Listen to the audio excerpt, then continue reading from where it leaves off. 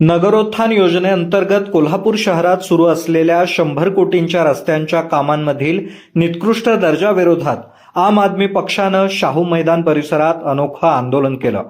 100 कोटींच्या रस्त्यावर फक्त डिफेंडरच चालू शकते असा फलक लावलेल्या आलिशान डिफेंडर गाडीची प्रतिकृती उभी करून त्यांनी सर्वांचं लक्ष वेधून घेतलं. पहिल्याच पावसात अनेक रस्त्यांवर खड्डे पडल्यानं आम आदमी पक्षाचे प्रदेश संघटन सचिव संदीप देसाई यांनी नियोजन मंडळाचे कार्यकारी अध्यक्ष आमदार राजेश क्षीरसागर यांच्यावर टीका करताना म्हटलं, त्यांनी निधी आणला असेल तर कामाचा दर्जा बघणं ही त्यांचंच काम आहे. ते स्वतः आलिशान गाड्यांमधून फिरतात, त्यामुळे सामान्य कोल्हापूरकरांचे हाल त्यांना समजत नाहीत. या कामासाठी 22 कोटींचं बिल देऊनही दर्जा निकृष्ट असल्याबद्दल त्यांनी अधिकारी, ठेकेदार, सल्लागार, सहठेकेदार आणि लोकप्रतिनिधींना जबाबदार धरलं.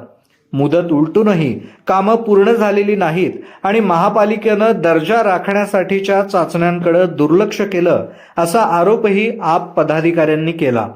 ठेकेदार एव्हरेस्ट कन्स्ट्रक्शन्स आणि सल्लागार संदीप गुरव अँड असोसिएट्स यांच्यावर कारवाईची मागणी आंदोलकांनी केली. कोल्हापूरमध्ये 100 कोटी रस्ते मंजूर केले अशा पद्धतीचं मार्केटिंग करण्यात आलं. या 100 कोटी रस्त्याच्या दर्जाचं काय झालं अशी सातत्यानं आम्ही विचारणा करतोय. आज कोल्हापूरमध्ये दसरा चौक ते संभाजीनगर हा जो 1.25 कोटीचा रोड आहे, पहिल्या पावसाळ्यात हा रोड वाहून गेल्याची परिस्थिती आहे. या रोडवर रस्ता कमी आणि खड्डे जास्त असं चित्र तुम्हाला दिसेल. आणि या खड्ड्यांमधनं जर जायचं असेल तर कोल्हापूरकरांकडे डिफेंडर अशासारख्या लक्झरीज गाड्या असल्याशिवाय ते राहणार नाही. तसेच तर त्यांच्या पाठीचा प्रॉब्लेम, मानेचा प्रॉब्लेम, मणक्याचा प्रॉब्लेम हे सातत्यानं येतच राहणार.